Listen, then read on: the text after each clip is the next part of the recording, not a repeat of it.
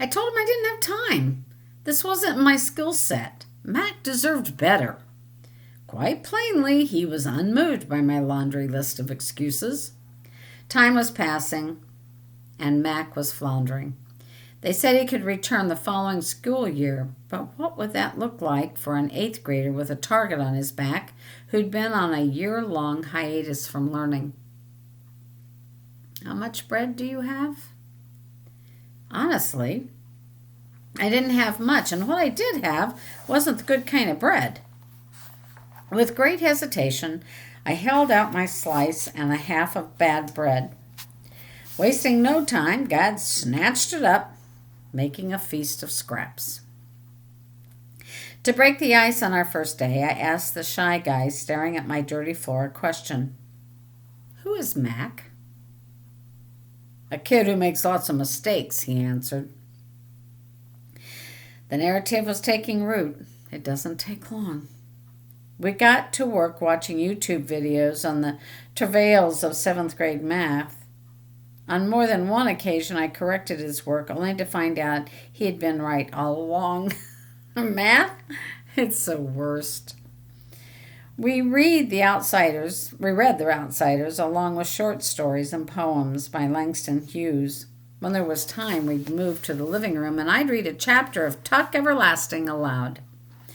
We put our noses to the stone, but we had some fun. On our drive to Boys and Girls Club each day, I mothered him nosing into his business when he manned the radio and sang along. We were comrades woven into new normal of each other's life. But as the end of the year barreled toward us, my numerical deficiencies still worried me. I was constantly concerned that we were creating a false sense of security, that our hard work wasn't nearly enough to bridge the chasm he'd been pushed into. Corey carried our concerns off to his weekly lunch meeting with a group of ragtag former pastors, and they stepped into formation, offering advice, tangible help, helping me shuttle him around wherein I couldn't. One of them also connected us with a retired high school English teacher. The day we met, she interpreted my planned dissertation on Mac and his many glowing attributes. Oh, I'm ready to get started.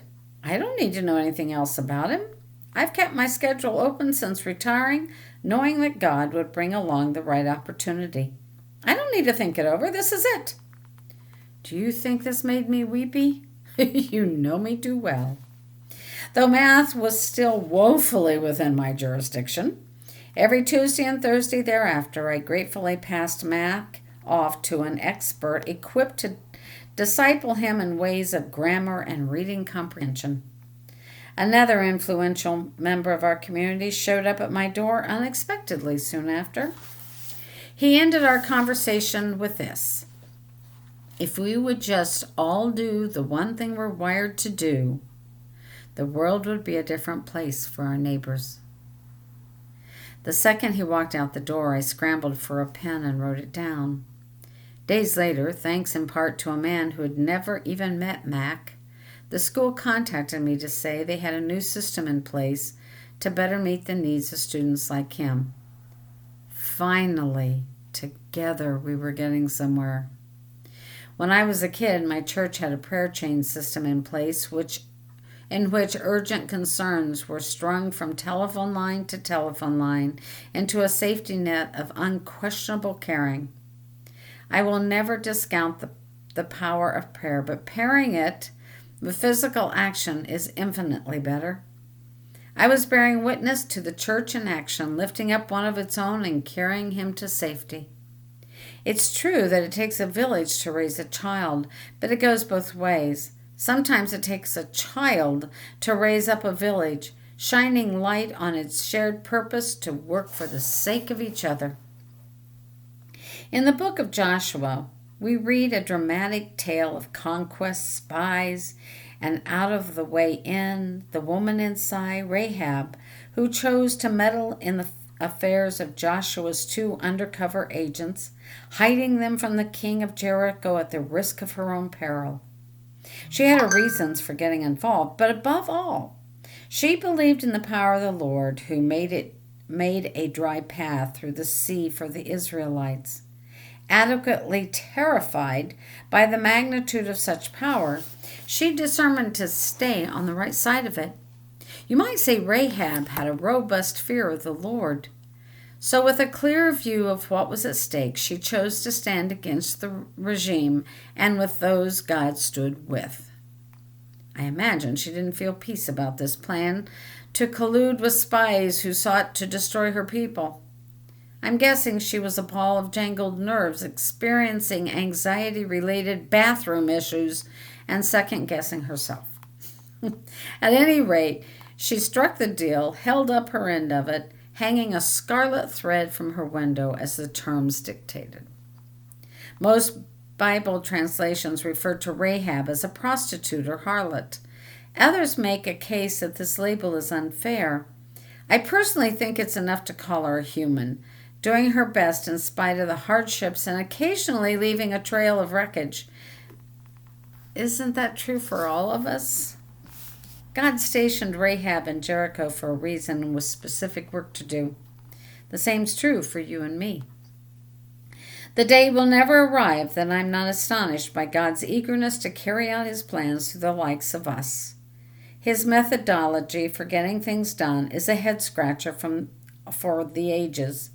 With us by his side, everything's guaranteed to take 1,000 times longer along a path potholed with our mess-ups and general antics.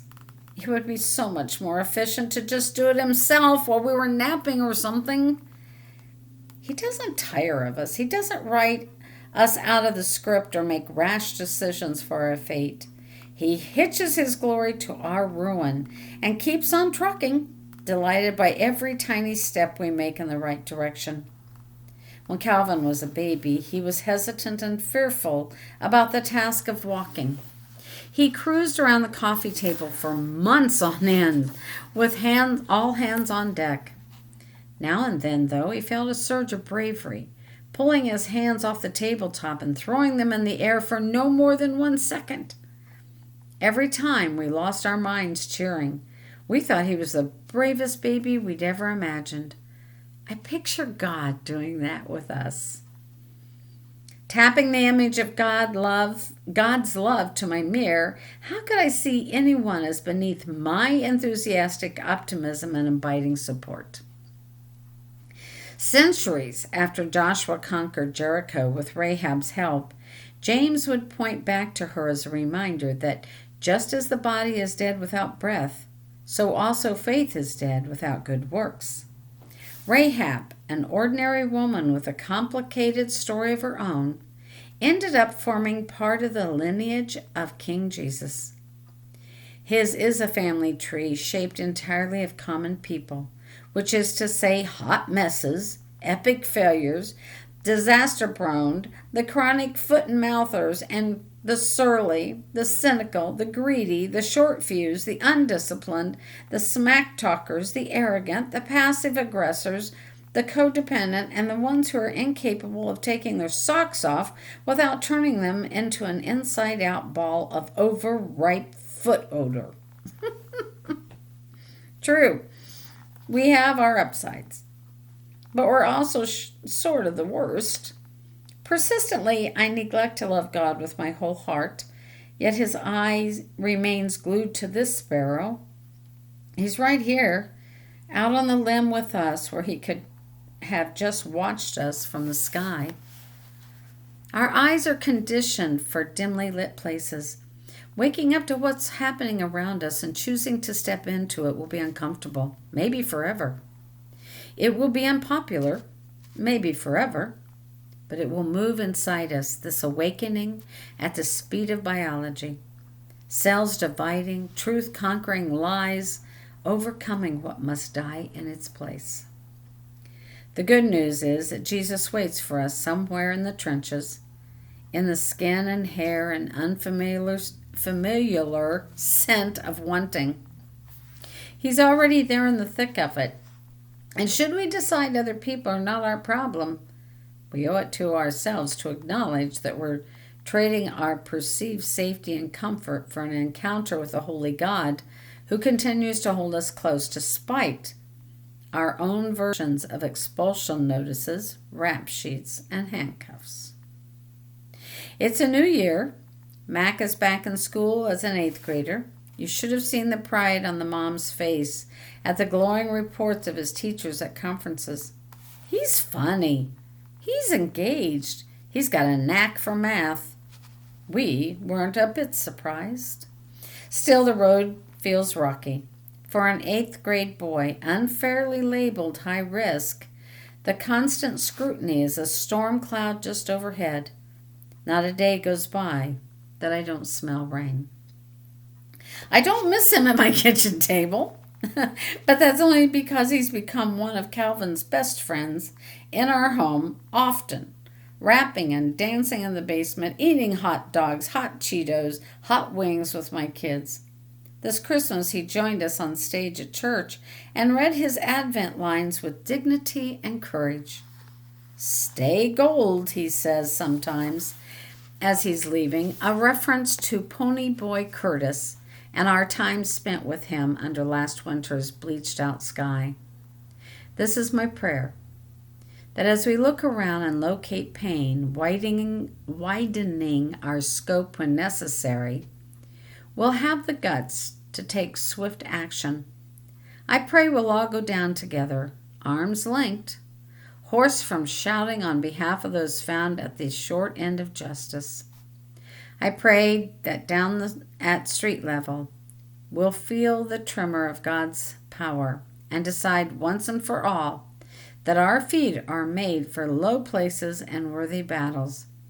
We'll hang a scarlet cord from the window as our promise to keep meddling for the sake of the kingdom. That was chapter 14. Next time, chapter 15, redefining success. I'm going to go and try to untangle my tongue here. You guys have a good day.